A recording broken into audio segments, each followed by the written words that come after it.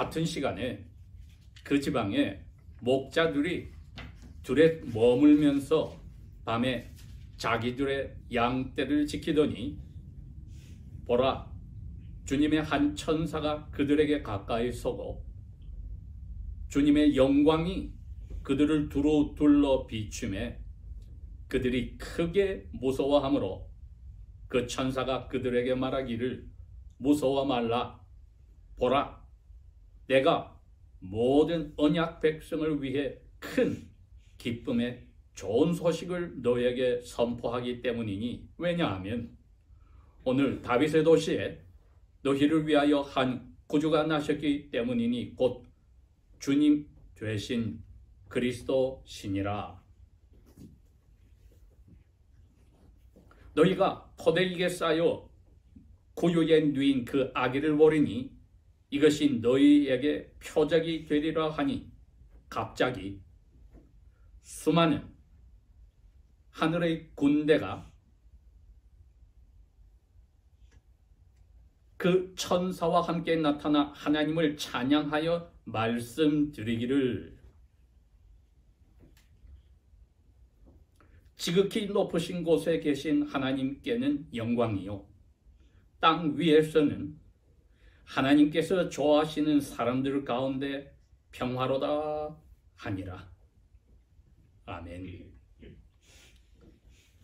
지극히 높으신 곳에 계신 하나님께는 영광이요 땅 위에서는 하나님께서 좋아하시는 기뻐하시는 사람들 가운데 평화가 있다 하니라. 해마다 이 시즌이 되면은 이제 천문학이 발달이 되어서 컴퓨터로 계산을 해볼 때 예수님이 태어난 때는 BC 6세기에 BC 6년에 양력으로 5월 14일이요 음력으로는 윤달이 끼어서 2월 28일이 됩니다. 금요일이 되는데 그레고리 력으로 로마 황제의 칙령에 의해서 12월 25일이 크리스마스로 된 지 근 2000년 가까이 됩니다. 그러니 저희들이 전통적인 이 날을 하나님 앞에 기뻐 찬송하며 셀리브레이트 하지만 매 주일은 또 태어나신 예수님이 태어나신 목적을 이루신 죽으시고 부활하신 날을 기념하는 날이기도 합니다. 그러니 오늘은 저희들 신앙생활에 몇 번 없는 성탄과 부활을 기념하는 주일이 동시에 있는 날이기도 합니다. 제목을 제가 구주께서 죄에서 건져주시는 주님께서 태어나셨으니까 두려워 말라. 천사의 말을 그대로 옮겼습니다. 천사가 지극히 높으신 곳에 계신 하나님께로부터 명령을 받아 베들레헴 도시의 아웃라인을 외곽에 있는 들판에서 양떼들을 지키고 있던 이 목자들에게 나타났습니다. 그랬는데 어떻게 나타났느냐 했더니 하나님의 영광이 그들을 비춰주고 그들 앞에 천사가 나타났습니다. 여러분 이건 구약 성경이나 신약 성경에서도 아주 드문 일입니다. 보통 천사가 꿈에도 나타나고 갑자기 나타나고 하지만은 하나님의 영광의 빛 가운데서 나타난 것은 드문 일입니다. 물론 부활 아침에도 두 천사가 흰 옷을 입어서 나타났지만은 하나님의 영광의 그 빛을 비추면서 나타난 것은 여기에 누가복음에 기록된 것뿐입니다. 그러니까 사람에게 하나님의 영광의 빛으로 나타났다 했을 때에 이 세상 그 어느 누구가 솔로몬 왕이 고백하고 다윗 왕이 고백하듯이 이 세상에 의인은 하나도 없다. 의인이었던 욥이 고백했듯이 야훼 앞에 누가 감히 떳떳하게 설 사람이 있느냐 하듯이 천사가 나타났을 때 목자들이 크게 두려워 무서워하였습니다. 물론 영광 가운데 계신 하나님을 저희들이 만날 때에 거기에 합당한 두려움을, 경외심을 가지고 있어야 합니다. 그러나 이 목자들이 가진 두려움은 훨씬 컸습니다. 그 당시에 종교 지도자들의 마음과는 다르게 그 지도자들은 몇 세기에 걸쳐서 장로들의 유전을 간직하며 자기들이 외우고 있는 모세 오경의 613개의 계명들을 지키는 사람들이었습니다. 그렇기 때문에 자기들은 이 계명을 지키기 때문에 메시아의 나라에 들어갈 자격이 있다고 생각을 하며 그 계명들을 지키지 못하는 여러 부류의 사람들 가운데 하나인 목자들도 613개의 모세 오경에 나타난 명령을 지킬 수 없으니 거의 하나님의 나라에 들어갈 수 없는 사람으로 취급할 때였습니다. 그런데 목자들은 그걸 알고 있습니다. 우리는 메시아가 나타나면 그분의 나라에 들어갈 자격이 없어. 왜? 그렇게 지도자들의 성경 해석을 배웠기 때문입니다. 은혜로 믿음으로 구원을 얻는다는 그 개념이 아직 없는 것입니다. 그러니 하나님을 두려워할 때로 두려워하는 두려움이 아니라 자기들의 죄를 생각할 때 하나님의 영광이 한 천사를 통해서 자기들 주위에 빛으로 드러났을 때 크게 무서워 벌벌 떤 것 외에는 자기가 죄인이라는 것을 아는 목자들이 뭐를 더 하겠습니까? 저희들이 오늘 첫 번째 생각하는 것이 이것입니다. 구주가 태어나셨으니 너희들이 스스로 죄인인 걸 알지만은 두려워 말아라. 1번이 그겁니다. 스스로 죄인임을 알지만 두려워 말아라. 예수님께서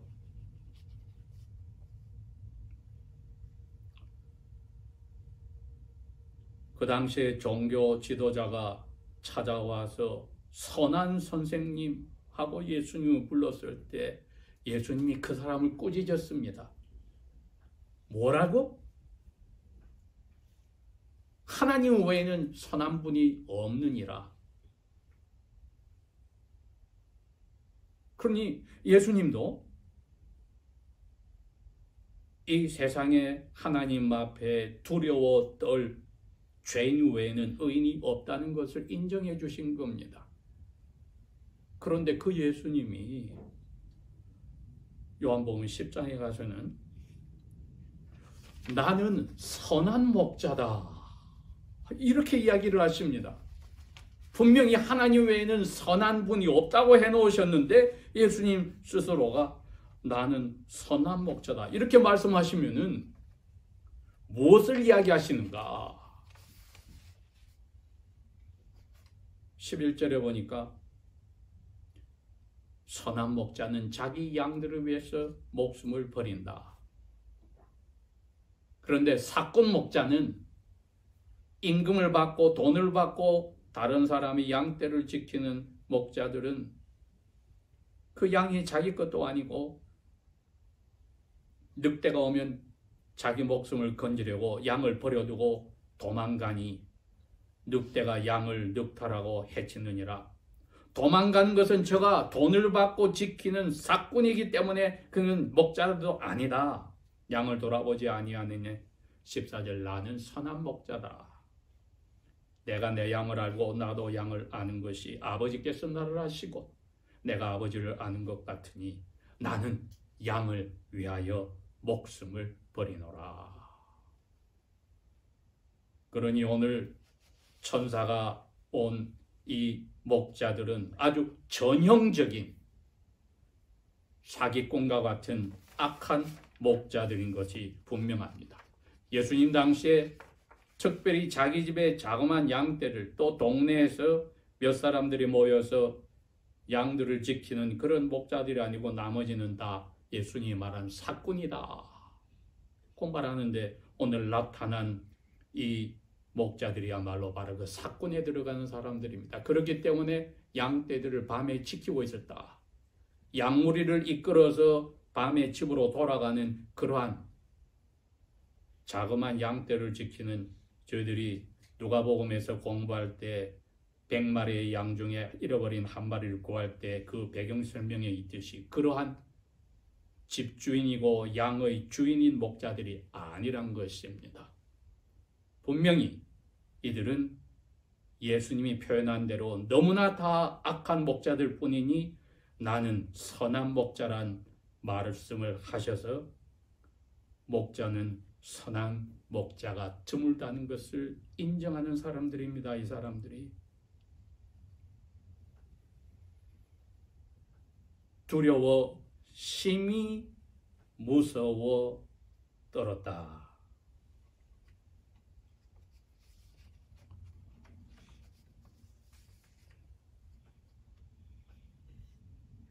8절에 같은 시간이란 것은 무슨 이야기입니까? 베들레헴 안에 자기의 친척집에 와 있던 요셉과 그와 결혼한 아내 마리아가 지금 방금 캄캄한 밤중에 어린 남자애를 낳았다는 바로 그 시간입니다. 그래서 구유의 강보를 포대기를 싸서 두었다. 한밤중에 일어난 사건입니다. 두 번째로 저희들이 생각하는 것이 이것입니다. 세상이 한밤중에 스스로 깨닫든 못 깨닫든 하나님 앞에서는 두려움 외에는 없다. 한밤중에, 캄캄한 밤중에. 이것이 야훼의 명령을 받고 찾아온 천사가 야훼의 시각을 목자들에게 보여주는 배경입니다. 온 세상은 캄캄한 밤중에 있다. 아니다 다를까 사도 요한은 3장에 가서 예수님의 말씀을 그대로 이야기를 합니다.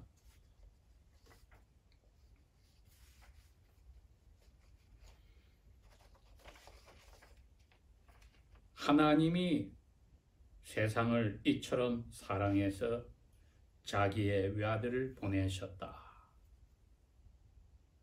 누구든지 그 외아들을 믿는 사람은 멸망하지 않고 영원한 생명을 얻는다. 그런데 그 외아들이 세상에 왔을 때 세상은 어둠이고 그분은 빛으로 오셨는데 어둠에 있는 사람들이 그 빛으로 나오기를 두려워했다. 자기 더러움이 드러날까 봐. 그랬기에 이 목자들에게 캄캄한 밤은 자기들의 모든 것을 숨겨줄 수 있는 그러한 시간인데 야훼께서는 그들을 그대로 더 이상 두시지 않기로 영원 전부터 작정을 하셔서 빛으로 찾아오셨습니다. 이것은 상징적으로 빛으로 오실 의로우신 태양과 같은 예수님의 탄생을 전하는 아주 아름다운 모습이 됩니다. 나는 이 세상에 빛으로 왔다. 빛 가운데 걸어가면은 어둠처럼 넘어지지 않는다. 이것을 천사는 하나님의 명령에 따라 이 캄캄한 밤의 시간을 택해서 어둠 속에 파묻혀 있는 목자들에게 왔던 것입니다. 그러니 어둠 속에 습관이 되고 우리의 죄를 가리는 그러한 자리에 빛으로 찾아오신 것은 우리를 위해서 사랑을 나타내신 아버지 하나님의 마음입니다. 그러나 막상 나타나셨을 때 반응은 크게 무서워한 것 외에는 다른 방법이 없었습니다.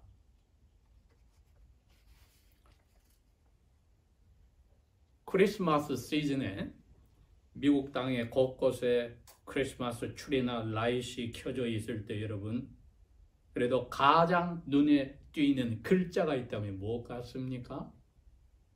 아마 joy and peace일 겁니다. 평화와 기쁨이다.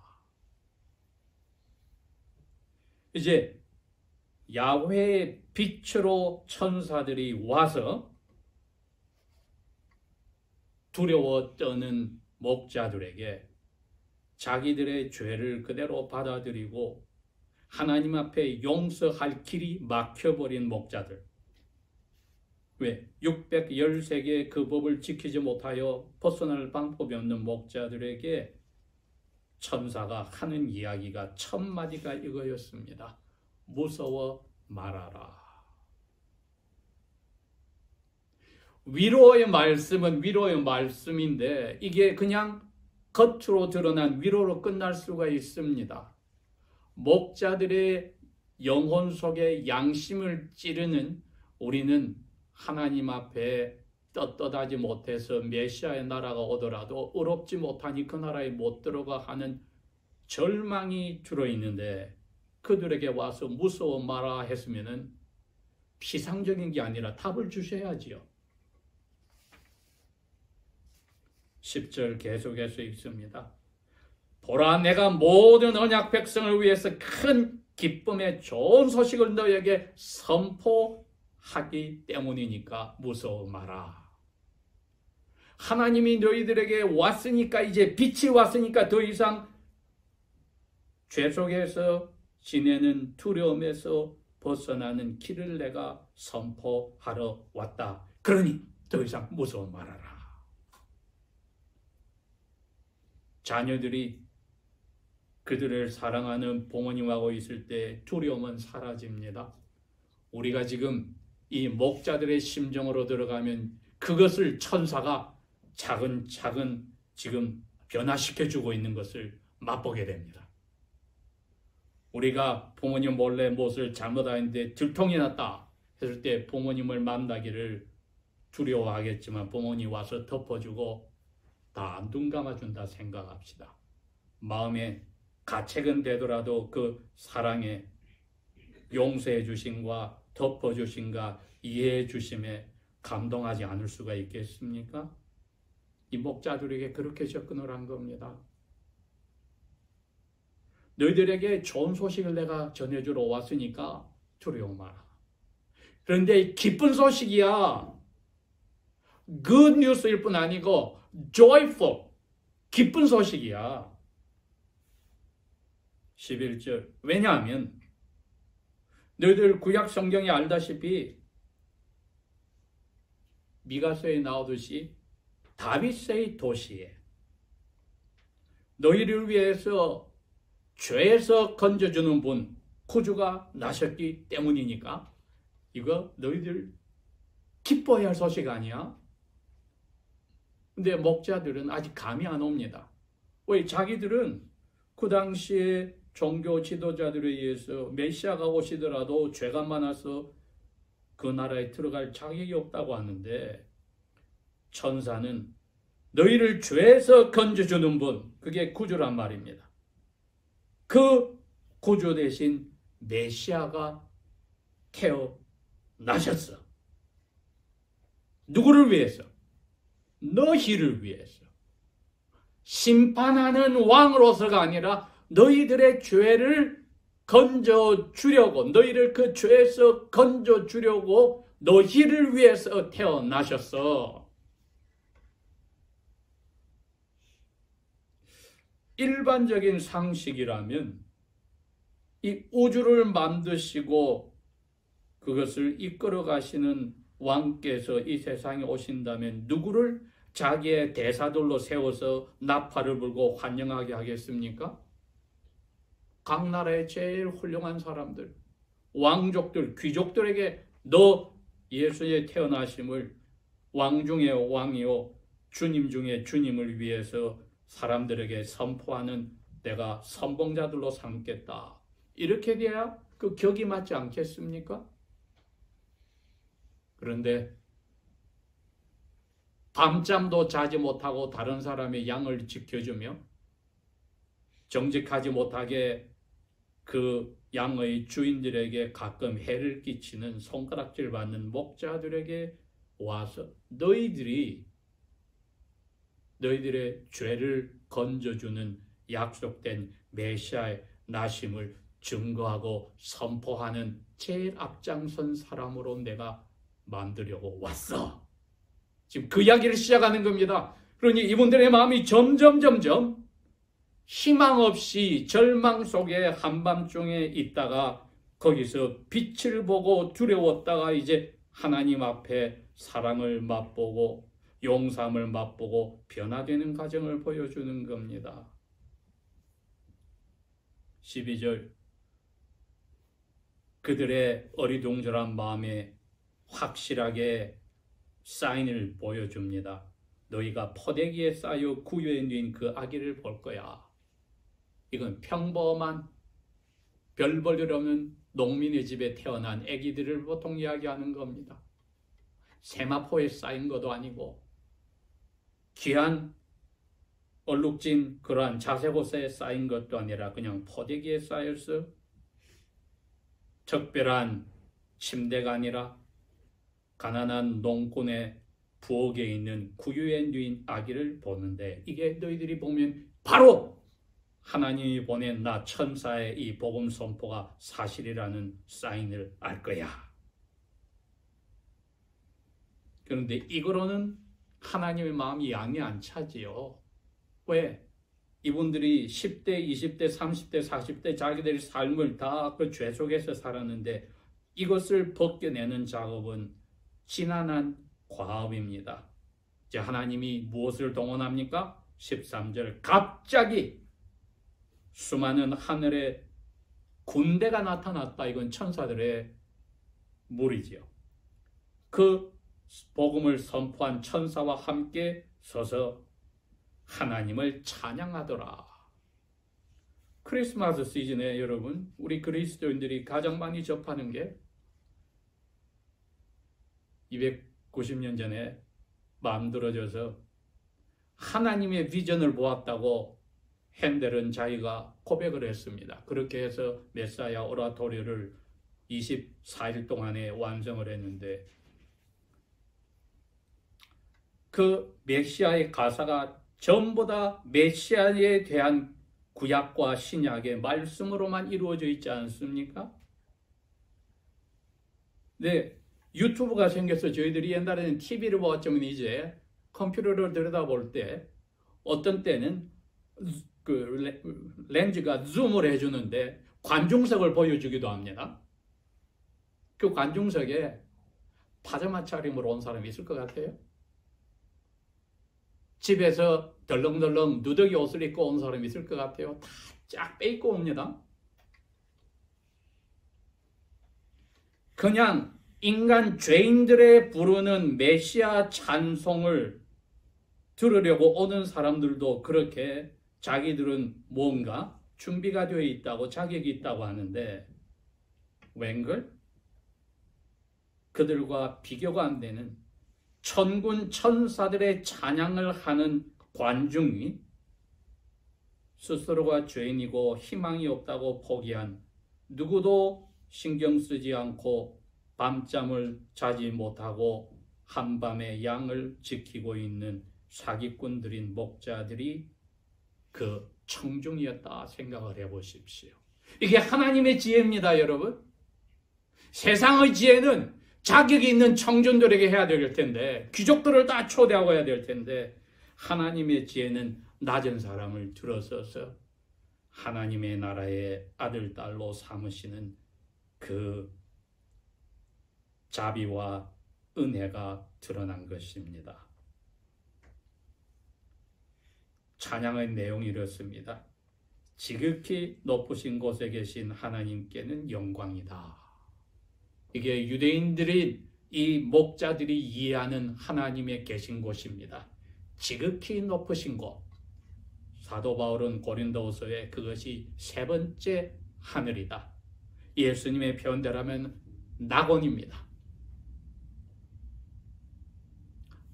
하나님 아버지께 영광이었다. 그런데 땅 위에서는 너희들 하나님께서 좋아하시는 사람들 가운데 평화로다. 너희들, 목자들 너희들, 아마 너희들은 친척들도 심지어 가족들 중에도 동네 사람들은 물론 너희들을 깔보고 메시아가 오시면은 그 나라에 못 들어간다고 손가락질 받은 너희들, 하나님께서는 땅 위에 있는 너희들을 좋아하셔.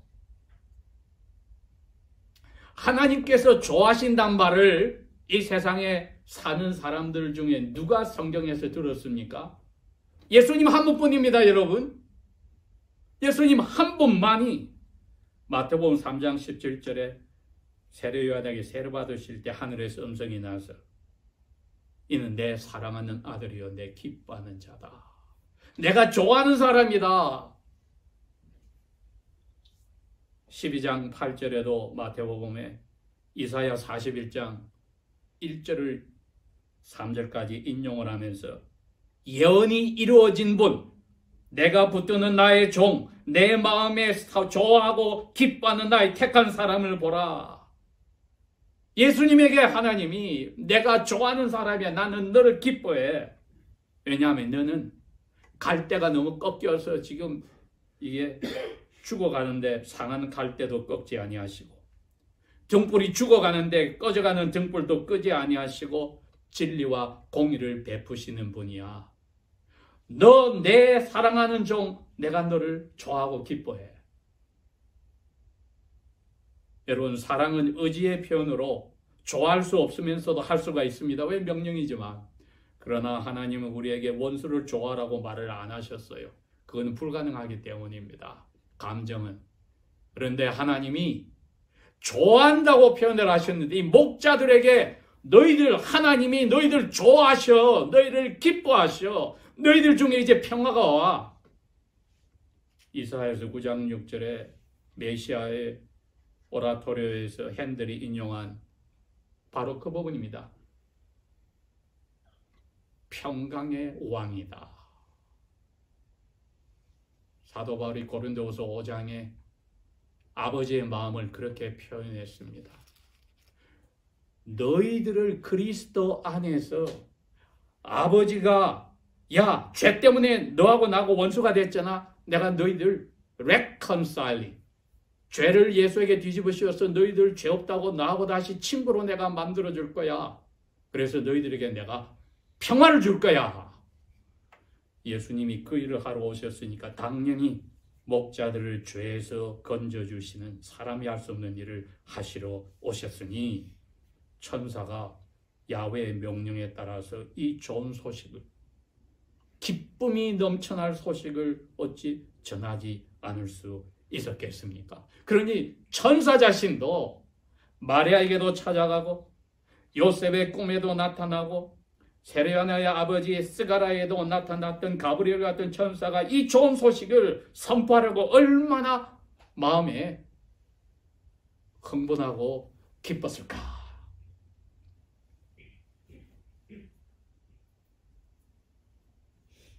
핸델의 메시아 찬송곡을 독창들이나 중창이나 합창을 할 때 그 부르는 사람들의 얼굴 모습을 또 요즘 비춰주기도 합니다.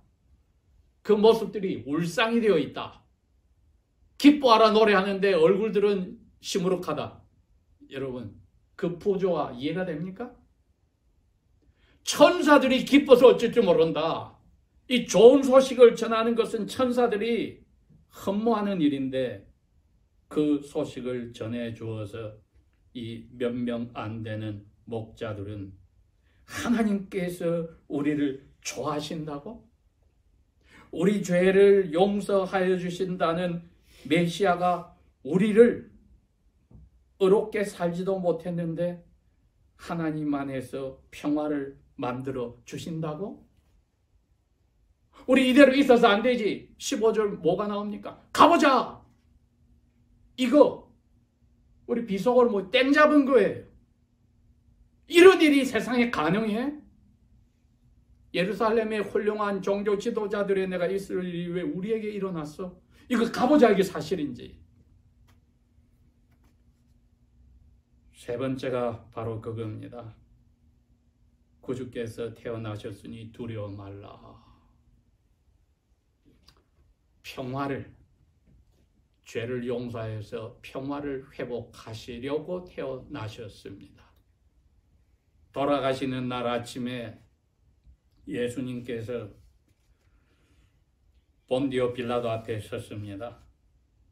빌라도가 예수님에게 너 유대인의 왕이야? 요한복음 18장이 그럽니다. 그랬더니 맞아, 너 말해, 나는 왕이야. 내가 이 것을 위해서 태어났어. 그리고 이것을 위해서 세상에 왔어. 그리고 진리에 대해서 내가 테스티파이 증거하려고 왔어. 무시무시한 이야기를 했습니다. 평강의 왕이 오셨는데 오신 이유가 바로 목자들과 같이 나는 희망이 없어. 나는 용서받을 수 없고 이거 안 돼 하는 사람들에게 내가 너희들 아버지 앞에서 죄 용서해서 아들, 딸로 바꿔주는 화목의 일을 하려고 평강을 주려고 왔으니까 너희들은 아버지가 얼마나 나를 좋아하듯이 너희를 좋아하는지 몰라? 그게 에베소서 2장의 사도 바울이 한 고백입니다. 그리스도는 14절 우리의 평화시다. 우리가 서로 으르렁거리고 유대인과 이방인들이 싸우고 있는데 오셔서 담을 다 헐어버리시더니 16절에 십자가에 가서 죄를 뒤집어 쓰셔서 우리를 하나의 몸으로 만들어 아버지 하나님하고 평화를 찾게 해주셨어. 이제 아버지하고 원수라는 게 사라져버렸어. 그리고 먼 데 있는 너희들에게도 가까운 유대인처럼 평화의 소식을 전해 주었어. 에베소 2장 7절에 17절에 그랬습니다. 그런데 여러분, 그 먼 데 있는 사람들이 바로 우리입니다. 이스라엘에서 그렇게 멀리 떨어져 있던 동방의 조선 땅에 평화의 사자가 목숨 바쳐 한글 성경을 만들어서 와서 대동강가에서 죽었습니다. 그 성경을 통해서 예수님이 평강의 왕이란 것을 믿고 죄에서 하나님의 사랑을 받고 하나님이 좋아하는 사람들이 된 많은 사람들이 우리의 조상들이며 우리에게까지 왔습니다. 평화, 이 평화를 맛보았을 때 목자들이 고개를 갸우뚱하며 두려워하는 마음이 아니라 기쁨으로 이제 도시 안으로 달려가는 겁니다. 평화가 회복되었을 때 기쁨은 막을 수 없이 나오게 되어 있습니다.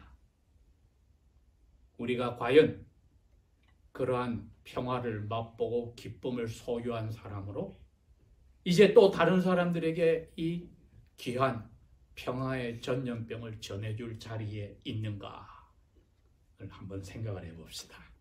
기도하겠습니다.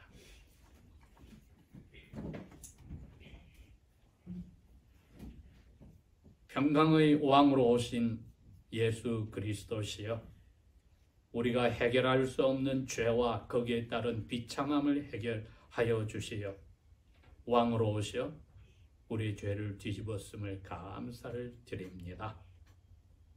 제자들을 향하여 우리를 향하여 너희들은 나의 형제 자매라고 하셨으니 감사를 드리며 우리를 기뻐하시고 예수님을 좋아하듯이 우리를 좋아하시는 아버지께 예수님을 통하여 감사와 찬송과 영광을 돌립니다. 성령이여, 이 평강이 우리의 마음속에 강물처럼 솟아나도록 우리 일생 다 마칠 때까지 주님 빛난 기쁜 얼굴 볼 때까지 함께 하소서. 예수님 이름으로 감사 기도합니다. 아멘.